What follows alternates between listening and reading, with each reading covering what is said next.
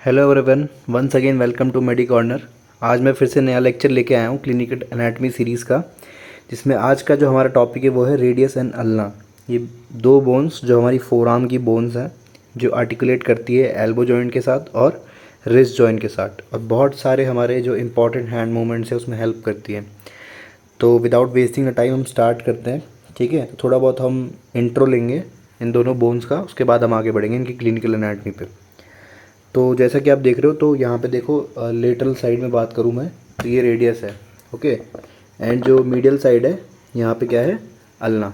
Okay, जो radius है वो हमेशा कहाँ होती है, लेटरल साइड पे, और अल्ना होती है मीडियल साइड पे।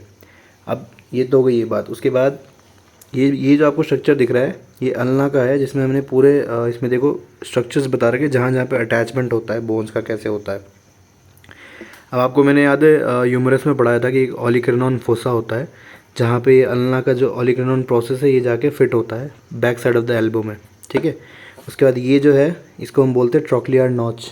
ठीक है, अब ट्रोक्लियर नॉच, अब आपको याद आया तो ह्यूमरस में ट्रोक्लिया था, एक बोनी प्रोमिनेंस था जो कि यहाँ पे जाके अटैच हो जाता है अल्ना के साथ। ठीक है, जो एल्बो जॉइंट का फॉर्मेशन करते हैं। उसके बाद एक यहाँ पे होता है रेडियल नॉच। ठीक है, ये जो नॉच है यहाँ पे क्या होता है, जो रेडियस बोन है वो खुद जाके अटैच होती है अल्ना के साथ। ओके, और इसको हम बोलते हैं सुपाइनेटर क्रेस्ट, जहाँ पे ये मूवमेंट्स होते हैं। तो ये तो हो गया बेसिक बात। थोड़ा सा और यहाँ नीचे देखो तो यहाँ पे देखो स्टाइलेट प्रोसेस होते हैं, एक पॉइंटी लाइक स्ट्रक्चर्स होते हैं, दोनों में होते हैं, रेडियस में भी और अल्ना में भी। ठीक है, तो जो रेडियस का स्टाइलेट प्रोसेस है वो लेटरल की तरफ होता है। ठीक है, और जो अल्ना का है वो मीडियल की तरफ होता है। तो ये आपको ध्यान रखना है। नेक्स्ट अब हम चलते हैं क्लिनिकल एनाटमी पे। तो पहले हम रेडियस की क्लिनिकल एनाटमी की बात करेंगे। तो रेडियस में देखो क्या होता है, दो टाइप के फ्रैक्चर होते हैं जो मोस्ट कॉमन है। पहला होता है कोलीज फ्रैक्चर, ठीक है, और दूसरा होता है स्मिथ फ्रैक्चर। अब देखो कोलीज फ्रैक्चर में क्या होता है कि पहली बात तो ये होता कहाँ पे, एकदम रिस्ट के पास होता है। यहाँ ध्यान से देखिए डायग्राम में, तो रिस्ट जॉइंट से लगभग 1 इंच ऊपर, 2.5 सेंटीमीटर अबव ये क्या होता है, फ्रैक्चर होता है यहाँ पे। अब होता क्या है, जो रेडियस का जो स्टाइलॉइड प्रोसेस होता है, ठीक है, डिस्टल फ्रेगमेंट होता है, वहाँ पे फ्रैक्चर होता है।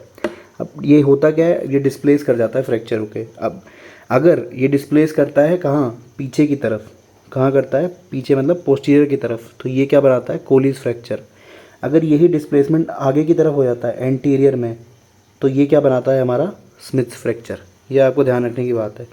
अगर इसका डिस्प्लेसमेंट डिस्टल फ्रेगमेंट का पोस्टीरियर की तरफ हो रहा है, बैकवर्ड, तो ये बनाएगा कोलीज फ्रैक्चर, और एंटीरियर में हो रहा है तो ये बनाएगा स्मिथ फ्रैक्चर। ठीक है, ये तो हो गई ये बात। इसके बाद अब हम क्या देखते हैं कि हाँ, अब यहाँ पे क्या होता है, कार्पल टनल भी होता है ना। कार्पल टनल आपने सुना होगा, जहाँ से बहुत सारे कंटेंट्स पास होते हैं इसके रिस्ट के। अब यहाँ पे इस फ्रैक्चर की वजह से क्या होता है, कार्पल टनल्स के जो जहाँ पे नर्व्स होती है वो भी मे भी डैमेज हो सकती है, उसकी वजह से बहुत सारी प्रॉब्लम्स क्रिएट हो सकती हैं। ठीक है, तो ये इंपॉर्टेंट है कोलीज और स्मिथ फ्रैक्चर। आपको याद कितना रखना है कि कोलीज फ्रैक्चर में जो डिस्टल पार्ट है वो कहाँ, पोस्टीरियर की तरफ डिस्प्लेस होता है, और स्मिथ में कहाँ होता है, एंटीरियर की तरफ। ठीक है, सेकेंड हमारा क्या है, पुलिंग ऑफ द एल्बो। ठीक है, पुल्ड एल्बो जो नॉर्मली किड्स पे होता है। अब जैसे लोग क्या करते हैं, बच्चों को उठाने के चक्कर में बहुत लाइक अनइवन पोजीशन में उनको क्या कर लेते हैं, उठा देते हैं। उस वजह से क्या होता है, देखो यहाँ पे देखो, ये है हमारा लोअर एंड ऑफ ह्यूमरस, और ये इधर है अल्ना, और ये है रेडियस। अब जो रेडियस का हेड है ना, वो क्या करता है, डिटैच हो जाता है किससे, ह्यूमरस से। अब रेडियस कहाँ पे अटैच होता है ह्यूमरस में, यहाँ कैपिटलम में, हमने पढ़ा था कैपिटलम। कैपिटलम जाके इसमें एम्बेड होते हैं, यहाँ पे एन्युलर लिगामेंट होते हैं जिसको होल्ड करके रखते हैं। अब ये एन्युलर लिगामेंट में से क्या हो जाता है, ये डिटैच हो जाता है, इसलिए इसको क्या बोलते हैं, पुल्ड एल्बो। ये नॉर्मली बच्चों में होता है, इसको हम क्या बोलते हैं, subluxation of the head of the radius. Okay, उसके बाद बोला जाता है कि जैसे हम हेड ऑफ द रेडियस को इजीली पैल्पेट कर सकते हैं। ठीक है, बैक साइड ऑफ द जो लेटरल एपिकोंडाइल होता है ना ह्यूमरस का, वहाँ पे हम लोग, एक हॉलो स्पेस होता है, वहाँ पे हम पैल्पेट कर सकते हैं। फर्दर हम चलते हैं, तो हम पढ़ेंगे अब अल्ना का जो क्लिनिकल एनाटमी। हमने रेडियस का देख लिया। अल्ना में देखो मेनली क्या क्या है कि अल्ना हमारी जो स्टेबलाइजिंग बोन होती है। ठीक है, ध्यान से आप देखो, अगर फोर आर्म की क्या होती है, स्टेबलाइजिंग बोन होती है, और बहुत सारे मूवमेंट्स जैसे कि प्रोनेशन और सुपाइनेशन, जब हम प्रोनेशन सुपाइनेशन करते हैं हैंड्स का, तो उसमें बहुत हेल्प करती है अल्ना, जो मेजर बोन है। ठीक है, ulna is a major bone for pronation and supination. अब अगर इसमें कुछ दिक्कत होगी तो हमारे मूवमेंट्स में क्या होगी, प्रॉब्लम होगी। ठीक है, अब देखो क्या होता है, dislocation of the elbow is produce by a fall on the outstretch hand with the elbow slightly flexed. अब होता क्या है, जो ऑलिकुलर प्रोसेस है ना वो शिफ्ट हो जाता है, उस वजह से क्या होता है, हमारा एल्बो का डिसलोकेशन होता है। ठीक है, और मतलब बहुत तरह के टाइप्स होते हैं डिसलोकेशन के, मैं आपको नेक्स्ट आगे डायग्राम दिखाऊंगा। तो याद है मैंने डिस्कस किए थे जो 3 बोनी पॉइंट्स होते थे, ऐसे एक ट्रायंगल बनता था, यहाँ पे होता था लेटरल एपिकोंडाइल, यहाँ पे मीडियल एपिकोंडाइल और यहाँ पे ओलिकरॉन फोसा, ये एक ट्रायंगल बनाते थे फ्लेक्स्ड एल्बो में। अब ये एंगल्स क्या है, डिस्टर्ब होते हैं वाइल जो मतलब अल्ना का या ओलिकरॉन प्रोसेस का डिसलोकेशन होता है तो। ठीक है, उसके बाद फ्रैक्चर अगर होता है, फ्रैक्चर ऑफ द ओलिकरॉन प्रोसेस, ये भी कॉमन होता है। ठीक है, अगर एल्बो के पॉइंट पे हम गिरते हैं, एकदम फ्लेक्स्ड एल्बो में अगर पॉइंट ऑफ द एल्बो पे अगर हम गिरते हैं तब ये फ्रैक्चर हो सकता है ओलिकरॉन प्रोसेस का। ठीक है, और इसके साथ साथ कोरोनॉइड प्रोसेस भी क्या हो सकता है, डिसलोकेट हो सकता है। फिर सेकंड एक पॉइंट दे रखा है कि मेडलिंग्स डिफॉर्मिटी करके है, इसमें क्या होता है, dorsal subluxation of the lower end of the ulna. हमने वहाँ पे क्या पढ़ा था, सबलक्सेशन ऑफ द रेडियस का। ठीक है, यहाँ पे अब वो था ह्यूमरस के पास, यहाँ पे क्या होता है, रिस्ट के पास आप देखो, रिस्ट के पास जो अल्ना होती है ना, तो अल्ना का जो लोअर एंड है यहाँ पे क्या हो जाता है, ये डिटैच हो जाता है। ठीक है, रिस्ट से, तो इसको हम क्या बोलते हैं, सबलक्सेशन। तो ऐसे ये विजिबल होता है, ध्यान से आप देखिए। उसके बाद हम थोड़ा ये देख लेते हैं डिसलोकेशन कैसे होता है।